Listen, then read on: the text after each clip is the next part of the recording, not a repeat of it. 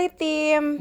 Di video kali ini kita bakal tanya-tanya seputar istilah di kedokteran gigi. Teman-teman bisa banget ikutan dengan cara menulis di kolom komentar. Disclaimer dulu nih. Maaf ya dokter yang ngajarin saya kalau saya salah. Jujur mohon maaf banget ini mah. Tahu misalnya ada keliru, mohon diingatkan aja ya nanti biar kita sama-sama belajar. No baper-baper karena video ini dibuat untuk menghibur teman-teman semua sekaligus kita belajar bareng. Kalau gitu kita mulai ya gamesnya. Oke, selamat siang, sore, pagi, malam, dimanapun Litim berada. Perkenalkan kembali, aku Rifki dari UKM, angkatan 2017. Oh ya, aku Syifa dari Universitas Jember angkatan 2016. Perkenalkan, nama saya Azhar Mada Putra dari FKG Universitas Baitur Rahmah. Halo teman-teman, perkenalkan nama saya Eduardo Wijaya dari FKG Mustopo. Hai guys, kenalin nama aku Salsabila Yasmin, aku dari FKG Unpad. Aku Nisa Ramadanti, biasa dipanggil Nisa, aku dari Universitas Muhammadiyah Yogyakarta. Dan aku Iksan, koas FKG USU 2019. Sistem perkuliahan di preklinik kalian itu SKS atau blok? Kalau di Maranatha itu blok. Kalau di UNED juga belum. Sistem perkuliahan di Baitur Rahmah itu sekarang kami melakukan sistem blok. Kebetulan saya merupakan angkatan terakhir yang menggunakan sistem SKS dan adik tingkat saya, yaitu angkatan 2018, sudah menggunakan sistem blok. Nah di FKG Unpad sendiri itu sistem perkuliahannya adalah blok, jadi SKS-nya itu sudah ditentukan dan mata kuliahnya juga sudah ditentukan. Kalau di UMY sendiri menggunakan sistem perkuliahan blok. Ya terakhir kuliah masih blok ya. Sekarang kayaknya masih blok juga. Kalau sistem koas di kalian integrasi atau stase? Kalau perkoasan di Baitur Rahmah, kami itu memiliki sistem integrasi yang dimana teman-teman semua di sini bisa menyelesaikan semua bagian itu dalam satu semester atau semester berikutnya. Di sini sistemnya sudah integrasi, terhitung dari angkatan 2014. Dan untuk angkatan 2013 ke atas masih menggunakan sistem stase. Di UMY sendiri menggunakan sistem campuran, jadi nanti di semester pertama itu menggunakan sistem stase, kemudian di semester 2, 3, dan selanjutnya itu menggunakan sistem integrasi. Berdasarkan sumber dari senior yang saya tahu, itu integrasi kalau di Maranatha. Di UNED juga integrasi.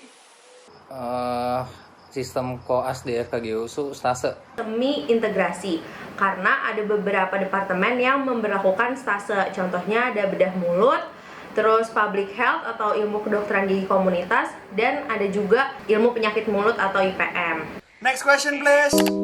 Kalau gambar yang dilingkarin itu apa ya? Aku mau jawab. Itu frenulum yang tinggi, Kak. Menurut aku juga itu frenulum yang tinggi. Gambar ini itu adalah kalau di Baitur Rahmah biasanya dibilangnya itu adalah frenulum labialis yang tinggi. Gambar dari frenulum tinggi. Itu frenulumnya tinggi karena kalau dilihat dari gambar sih ya, posisi frenulumnya itu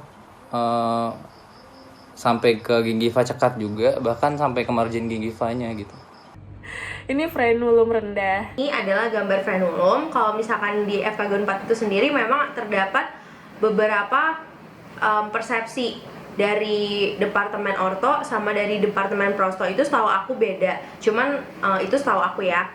Jadi kalau misalkan untuk yang dari departemen orto, apabila frenulumnya itu mendekati papila interdental, dia itu namanya frenulum yang rendah. Tapi kalau misalkan di bagian prosto, frenulum yang rendah itu adalah frenulum yang menjauhi papila interdental. Jadi untuk mengurangi miss pemahaman, jadinya kita biasa menyebutnya frenulum yang mendekati interdental atau frenulum yang menjauhi interdental. Wow, detail sekali.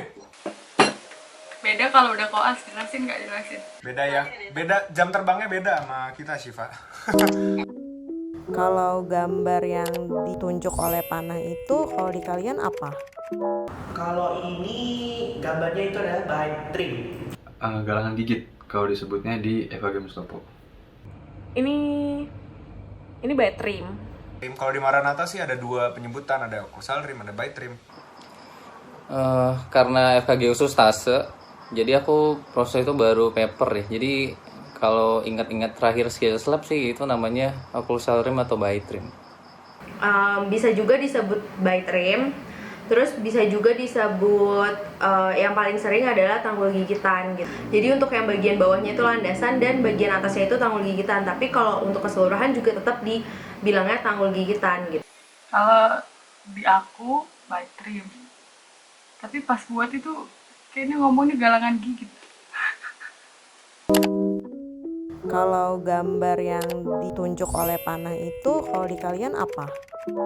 Itu apa ya? Cangkolan. C-class. Kalau di aku itu half Jackson. Kalau ini di Baiturama itu ada 2 nama. Itu biasanya disebut pertama cangkolan 1 jari atau juga bisa disebut dengan C-claps. Ini C klamer. Kawat C-claps. Tapi di beberapa textbook juga bisa menyebutnya dengan kawat half Jackson gitu. Atau disebut juga cangkolan C. Itu half Jackson atau C-claps. Kita keren-keren gitu lagi. Biar keren ya, half Jackson. Kalau gambar yang ditunjuk oleh panah itu kalau di kalian apa? Z-spring nggak? Z-spring. Fungsinya perlu nggak nih kak? Ya. Boleh. Kalau tahu fungsinya apa? Skip, ayo Siva silakan. Loh. Di aku juga Z-spring atau enggak cantilever sih biasanya lebih sering disebut cantilever. Simple spring kalau di Baiturama. Bumper terbuka kalau disebutnya di FW Mustopo. Ini gampang, simple spring. Z-spring terbuka. Itu Z-spring atau cantilever juga. Fungsinya untuk proklinasiin gigi. Oh iya, terima kasih Bang Isan untuk menjelaskan fungsinya. Kalau gambar yang ditunjuk oleh panah itu kalau di kalian apa? Ini apa ya ini? Kalau di UNES itu seingat aku cantilever ganda deh. Kan bumper tertutup. Double simple spring. Z-spring yang tertutup. Ini jujur ya, nggak tahu karena nggak pernah pakai juga di FKG USU. Atau aku yang nggak pernah pakai nggak tahu ya. Tapi mungkin ya, karena itu Z springnya 2 dan double Z spring reverse gitu ya. Nggak tahu, asli nggak tahu. Kalau ini hampir sama dengan yang tadi, tapi ini untuk gerakan 2 gigi. Jadi ini biasanya disebut kalau di Baiturama itu adalah T-spring. Kok mirip Z-spring tapi kok ada 2 gitu ya? Enggak, saya tahu kok ini. Pegas tertutup. Fungsinya sama kayak Z-spring, mendorong tapi lebih dari 1 gigi. Siap. Kalau gambar yang ditunjuk oleh panah itu kalau di kalian apa? Ini gambar yang gampang jawabnya, tapi ngerjainnya susah setengah mati. Setuju, setuju banget. Ini stainless steel crown atau SSC. SSC. Stainless steel crown atau SSC. Stainless steel crown alias SSC kalau disingkat. Itu yang kalau di Baiturama biasanya nyebutnya SSC atau Stainless Steel Crown. SSC atau stainless steel crown. Di UNED juga SSC sama. Ini biasanya digunakan sebagai restorasi di gigi anak. Yaitu untuk restorasi pada gigi anak. Itu dilakukan ini follow up perawatan pada anak. Gimana cara periksa kedalaman vestibulum di institusi kalian? Cara pemeriksaan vestibulum. Cara ngukur vestibulum itu pakai kaca mulut nomor 3. Caranya kalau giginya masih ada itu dari cervical gigi ke dasar vestibulum kaca mulutnya ditaruh.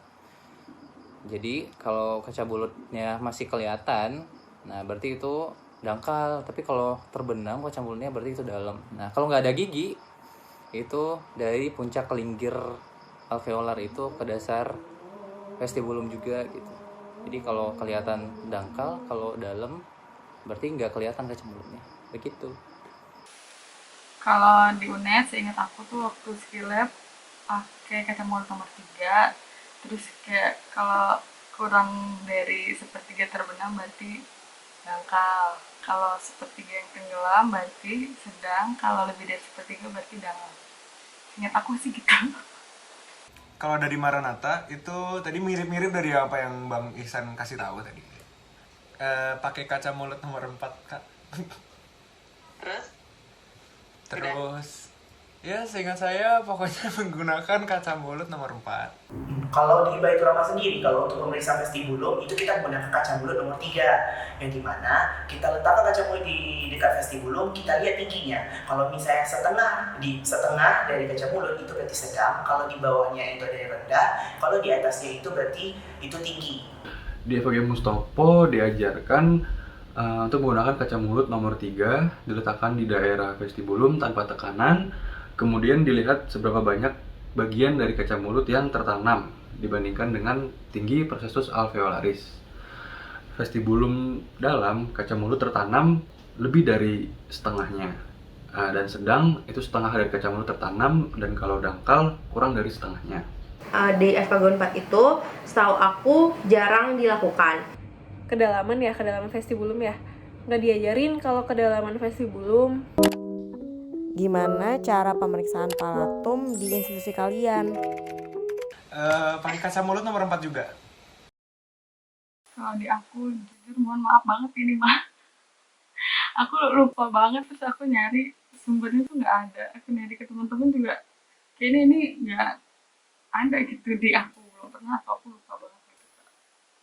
Di Baitur Rahmah kita menggunakan kaca mulut nomor 3, yang dimana kita letakkan kaca mulut tersebut di dekat palatum. Apabila kaca mulut tersebut di bawah setengah, berarti palatumnya itu dangkal. Kalau misalnya pas di setengah kaca mulut, itu palatumnya sedang. Sedangkan kalau melebihi dari tinggi setengah kaca mulut, tenggelam semua kaca mulutnya, itu palatumnya itu dalam. Di FKG Mustopo menggunakan kaca mulut nomor 3. Cara pemeriksaan palatum kayaknya nggak diajarin deh pemeriksaan ketinggian palatum. Cuma diajarinnya bedain palatum mole sama palatum durum. Dilakukan dengan menggunakan kaca mulut nomor 3. Kalau gimana ngukur palatum, nggak tahu nih bener atau enggak. Kayaknya dari dasar palatum itu kaca mulut ini ditaruh. Kalau kelihatan setengah, dia kan normalnya setengah tuh kedalamannya. Kalau kelihatan kurang dari setengah berarti dangkal. Kalau semua kaca mulutnya hilang berarti itu dalam. Atau lebih dari setengah berarti dalam. Gitu. Itu ya sama di Maranatha juga gitu. Mirip, cuman tadi saya agak lupa aja, cuma ingat pakai kaca mulut aja, terus ditaruh di itu kan. Dasar palatumnya. Sekian Sekian dari saya, terima kasih semuanya, sampai jumpa.